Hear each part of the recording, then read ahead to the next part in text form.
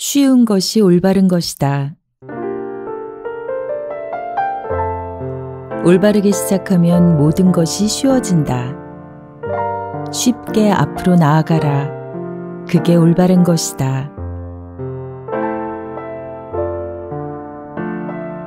안녕하세요. 베아트리체의 책 산책입니다. 지금 당신이 보고 있는 이 책은 앞으로 당신 삶에서 가장 중요한 책이 될 것입니다. 이 책에서 소개되는 단순하게 살기 위한 방법을 그대로 따른다면 당신은 인생의 진정한 의미와 목표를 찾을 수 있을 것입니다.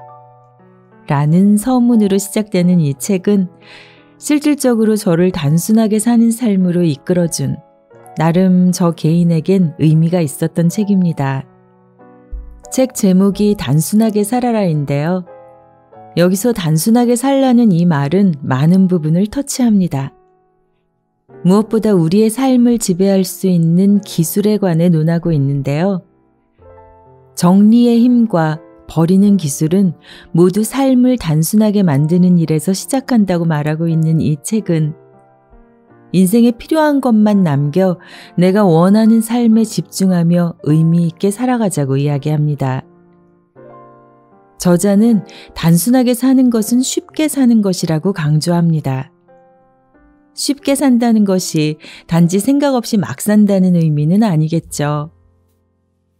많은 사람들이 너무 복잡하게 생각하기 때문에 삶의 의미를 제대로 찾지 못할 뿐이라고 하는데요.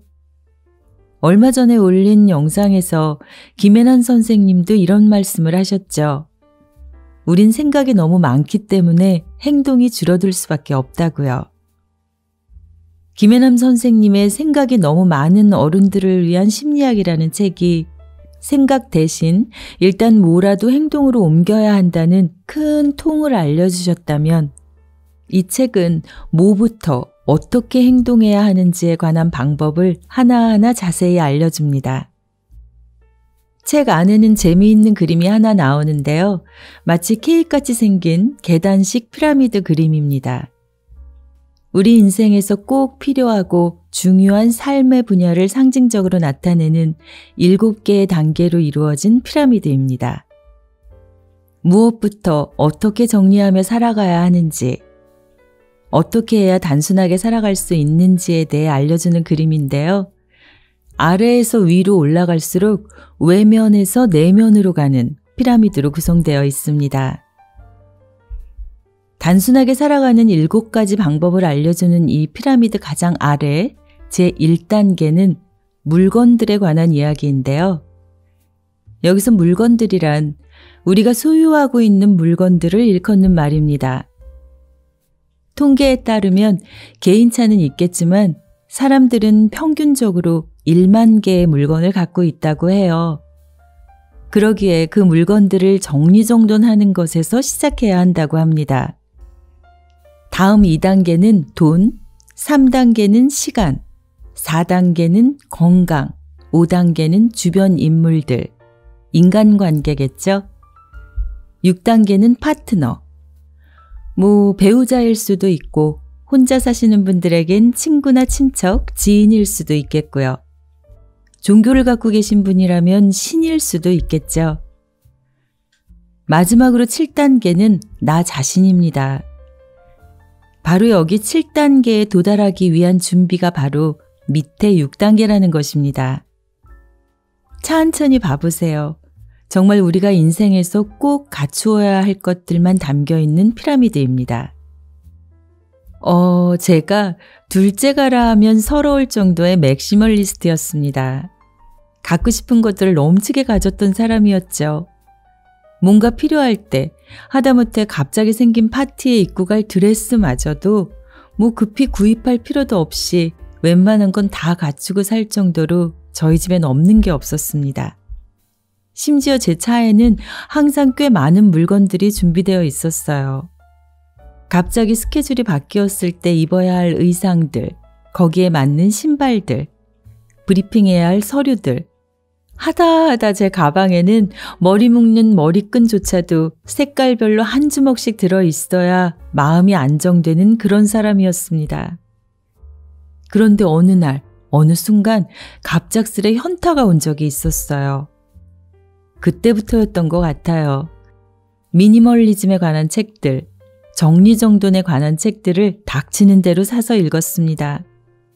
물론 읽자마자 실행이 되진 않았어요. 얼추 5년 정도의 기간 동안 많은 시행착오를 겪어가며 제 뇌에 하나씩 각인이 되어간 책의 내용들로 인해 이제 저의 삶은 아주 심플하게 재정비가 되었습니다. 지금은 얼마나 편안한지 모릅니다. 하루에도 몇 번씩 느끼죠. 없어도 사는 거였어. 없어도 사는데 전혀 문제 없어. 오히려 너무 가볍고 자유로워. 라고 말이죠. 인생의 많은 물건들과 생각들을 다 치워버리고 나니 가장 감사하게 떠오른 대상이 있었는데요. 바로 저희 남편입니다. 그 긴 시간 동안 맥시멀리스트로 사는 저를 보면서 단 한마디도 나무란 적이 없었거든요.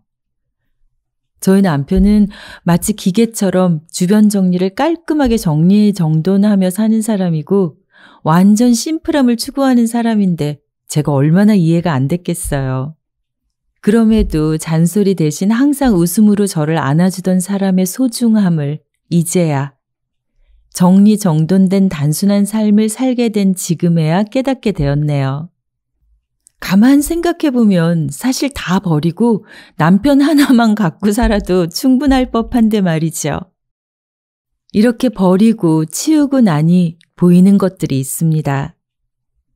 단순하게 살다 보니 진짜가 반짝반짝 보이더라고요. 인생책이라기보다는 제 삶을 단순하고 명확하게 만들어준, 인생의 패턴을 확실하게 바꿔주고 제2의 삶을 살게 해준 데 일조한 책이 바로 오늘 여러분께 소개할 베르너 퀴스텐마허와 로타르 자이베르트가 공동 제작한 책 단순하게 살아라입니다. 내 삶이 일이든 물건이든 여기저기 널려진 것 많고 정돈되지 않게 느껴지는 분들, 아주 심플하게 내가 원하는 삶에 집중하고 살고 싶은데 정리정돈이 힘드신 분들, 지금부터 저와 함께 산책을 나가보시죠. 집이 나의 내면을 보여주는 거울이다 라는 말 많이 들어보셨죠? 저자는 눈에 보이는 것 먼저 정리를 하는 것이 가장 쉽고 그것이 나 자신을 정리해가는 첫걸음이라고 말하고 있습니다. 서론에서 말씀드린 피라미드의 1단계죠. 결국 내 주변 정리를 잘하는 것이 내 인생을 잘 사는 첫걸음이라는 것입니다. 저자의 말 들어보실게요. 당신의 집은 당신 영혼의 거울이다. 단순하게 살기 위한 제안의 근본 생각은 당신의 집이 삶에 대한 당신의 3차원적 표현이라는 것이다. 당신의 내면 세계와 외면 세계가 서로 맞닿아 있다. 모든 종교는 일정한 공간에 축복을 내리고 깨끗하게 정화하는 의식을 거행한다. 긍정적인 주거 환경의 가장 중요한 전제 조건은 불필요한 물건을 치우고 깨끗하게 정리하는 것이다. 언젠가 쓸 것 같아서 버리지 못하는 물건들은 당신을 과거에 묶어두는 끈이다. 언제나 문제를 해결해야 한다는 것을 당신에게 암시해준다. 어지러운 공간은 당신의 정신에 직접적인 영향이 미친다. 적어도 1년에 한 번은 사용하는 물건들만을 보관해야 한다. 스키를 꺼내기 위해 먼저 탁구대를 치워야 하는 일은 없게 하라는 것이다. 물건이 꽉 차 있는 방은 직접적 발전에 방해가 되기도 하지만 당신의 뜻을 제대로 펼치지 못하도록 막는 뚜껑 역할을 한다. 큰 회사의 회장들도 높은 건물의 제일 꼭대기층을 사무실로 이용한다. 동물의 세계에서 지위가 가장 높은 동물이 나무나 바위의 제일 높은 곳을 차지하는 것처럼 말이다. 탁 트이고 정돈된 공간을 만들어라. 당신의 경제적 여유는 당신이 마음대로 움직일 수 있는 공간에 달려있다. 넓은 바닥은 오래전부터 부의 상징이었다. 놀랍게도 바닥에 많은 물건들을 널어놓는 사람들은 대부분 경제적으로 문제를 갖고 있다는 통계가 나왔다. 자기 집안에서조차 마음대로 움직이지 못하는 사람은 물질적인 면에서도 넉넉하지 못하다. 네, 저는 이 책에서 특히 공감이 되었던 말이 있는데요. 질이 당신의 삶을 단순화시킨다. 가장 좋은 것만을 소유하라. 작가 썸머셋 mom은 최고의 것을 수용하는 사람에게는 최고의 것만 주어지게 된다고 말했다. 질이 양을 우선해야 한다. 제 기능을 다하는 단순한 것을 선호하라. 버림으로써 시간도 벌 수 있다. 과감하게 버려라. 어느 회사의 회장실이나 회장이 쓰는 책상은 깨끗이 비워져 있다. 네, 이게 저희 남편의 소비 성향이기도 한데요. 그런 남편을 곁에 두고도 저는 그렇게 살지 못했더라고요. 예전에 저 같은 경우는 좋은 것은 좋은 것대로, 조금 질이 떨어지는 가성비 있는 물건은 또 그런 물건대로 나름 상황별로 제 기능을 한다는 생각을 하고 물건들을 구입했었기에 엄청난 맥시멀리스트로 살 수밖에 없었던 것 같아요. 그런데 지금은 좋은 것만 딱 하나 혹은 두세 개 정도 수장하며 사니 정말 공간뿐만 아니라 저자가 말한 시간마저 저에게 서비스로 주어지더라고요. 아주 이론적인 말 같긴 하지만 사실 물건보다 더 소중한 것, 돈으로 살 수 없는 것이 시간이잖아요. 물건을 줄임으로써 얻게 되는 시간이 생각보다 많이 주어집니다. 더불어 공간이 주는 여백의 여유로움은 말할 나위도 없고요. 제가 북튜버이니 책으로 공간의 여백에 관한 비유를 해보자면요. 머리를 막 짬매고 이를 악물고 읽는 자기계발서가 아닌 향기로운 차 한 잔 마시며 음미하는 시집 같다고 해야 할까요? 여튼 정리정돈이 주는 공간과 시간의 여유는 제 마음을 평온하게 만들어주는 직격타이기도 했습니다. 생각지도 못한 삶이 제게 준 선물이었죠. 저자의 말 조금 더 들어보실게요. 무질서가 사람을 비만하게 만든다는 말은 우스갯소리가 아니다. 이 흥미로운 연구 결과는 영국의 사물관리 전문가 카렌 킹스턴이 몇 년간의 연구를 통해 밝혀냈다. 집안을 어지럽게 해놓고 사는 사람들이 비만인 경우가 많았다. 지나친 비만은 정신적인 변비라고 말할 수 있다. 머리에 한번 떠오른 생각을 쉽게 떨쳐내지 못한 채 지나간 기억들을 고스란히 간직하는 것처럼 몸도 신진대사를 원활히 하지 않고 영양분을 차곡차곡 비축해두는 것이다. 단순하게 살기 위해 물건이 가득 차 있는 집안에 다이어트를 시작해보자. 카렌 킹스턴과 상담한 사람들이 경험한 바에 따르면 그것은 몸의 다이어트를 하는 것보다 훨씬 쉬웠다고 한다. 일단 깨끗이 정리하고 나면 육체의 다이어트는 저절로 이뤄진다. 텅 빈 집에서는 음식을 꾸역꾸역 먹어댈 수 없었어요. 라고 어떤 부인은 고백했다. 또한 주변을 혼란스럽게 해놓는 것과 작업에 임하는 태도와도 상관관계가 있다. 어수선함은 사람의 에너지에 영향을 미치면서 집중력을 떨어뜨린다. 당신이 앉아있는 책상의 모습을 당신 뇌의 모습이라고 생각하라. 책상 위에 있는 것은 당신의 뇌 속에도 있다. 깨끗하게 치운 책상은 가지런히 정돈된 정신이다. 주변이 지저분하면 결정을 뒤로 미루려는 습성이 저절로 생긴다. 업무상 스트레스가 심할 때 책상과 주변을 정리해보자. 정리에 투자된 시간은 높아진 집중력과 상쾌해진 기분으로 인해 일을 좀 더 신속히 처리함으로써 충분한 보상을 받을 수 있다.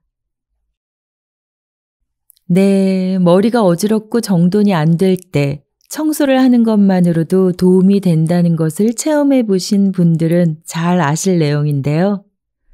요즘 거인의 노트라는 책으로 많은 분들에게 알려진 기록학자 김익한 교수가 하신 말씀 중 선정리 후 실행이라는 말이 있습니다. 뭔가의 일을 실행할 때 일단 주변 정리 먼저 하고 일을 시작하라는 말인데요. 이게 좀 전에 읽어드린 내용을 요약한 한 문장이겠죠. 제가 요즘 거의 입에 달고 사는 말 중 하나이기도 합니다. 선정리 후 실행. 이게요, 완전 효과 있습니다. 주방에서 일을 할 때도 정리 먼저, 책상에서 일을 할 때도 정리 먼저, 차를 탔을 때도 정리 먼저. 해보시면 이게 왜 중요한지 저절로 알게 되실 겁니다. 오늘 저는 정리정돈을 해야 하는 동기부여에 대해 포커스를 맞춰 봤는데요. 오프닝에서 말씀드린 것처럼 실은 이 책은 정리정돈을 하는 디테일한 방법과 기술들을 알려주는 책입니다. 예를 들면 서류들을 정리함에 있어 중요 서류는 정리함이 아닌 바인더에 보관하되 그곳에는 꼭 유효기간을 기록한다. 그 유효기간은 3개월 후든 6개월 후든 다시 꺼내봐야 하는 날짜를 기입해야 한다. 또 하루 10분 정리, 1시간 정리, 구역별 정리, 정기적 점검 등 정리정돈 잘 못하시는 분들에겐 정말 큰 도움이 되실 거라 생각합니다. 제가 워낙 많은 물건들을 가지고 살던 사람이라 정리정돈 하나는 끝내주게 잘하는 사람이었거든요. 그런데 그런 저도 배울 것들이 많은 책이었습니다. 저는 1단계 물건 정리에 관해 알려드렸지만 우리가 물건을 정리하는 이유는 궁극적으로 내가 원하는 삶으로 더 가까이 가기 위함이라는 것 잊지 마시고요. 오늘은 책상 위만 한번 깨끗이 정리해 보시는 건 어떠실까요? 삶을 변화시키는 책 한 권의 기적, 베아트리체의 책 산책이었습니다.